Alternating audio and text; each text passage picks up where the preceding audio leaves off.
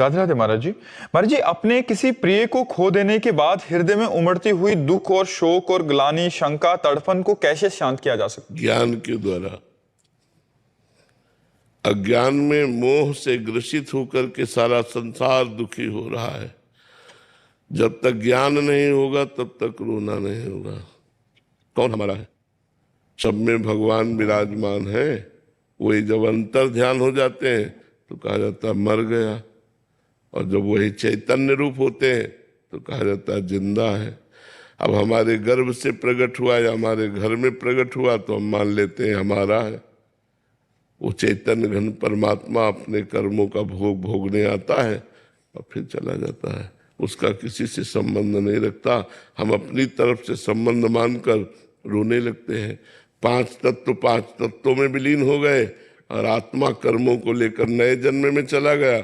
हम यहाँ बैठे रो रहे हैं उसके लिए, मोह के कारण। जब तक मोह नाश नहीं होगा तब तक ये रोना धोना बंद नहीं होगा।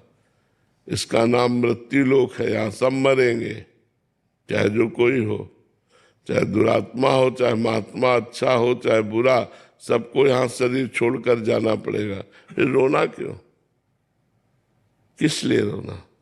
जिसकी जितनी आयु है उतना रहेगा, इसके बाद चला जाएगा।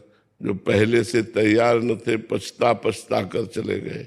हम तुम सबको जाना है, जाने की तैयारी कर लो, नाम जप करो, भगवान के आश्रित रहो, भगवान के लीला चरित्रों को सुनो, तो ये मोह नष्ट हो जाएगा। मोह नष्ट होते ही आनंद की अनुभूति होगी, रोना धोना थोड़ी होगा। अभी अज्ञान की दशा है, इसलिए रोना आ रहा है कि मेरा पुत्र चला गया, मेरा भाई चला गया, मेरा मित्र चला गया, मेरा पति, मेरी पत्नी। ऐसे यहाँ जाना है सबको, अपने समय के अनुसार जाना है। कोई मरता नहीं है। आत्म तत्व कर्मों को लेकर नया जन्म लेता है, पंचभूत पंचभूतों में मिल जाते हैं, कोई मरता नहीं है। ये केवल हमारा मोह है कि मेरा था, वो किसी का नहीं था। वो न जाने कितने जन्म किस किस को माँ बाप बनाया, इस जन्म में तुम्हें बनाया, अगले जन्म में फिर और किसी का।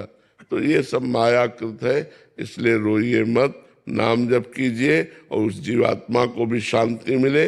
नाम जप करके उसको दीजिए और स्वयं भजन कीजिए, आनंदित रहिए।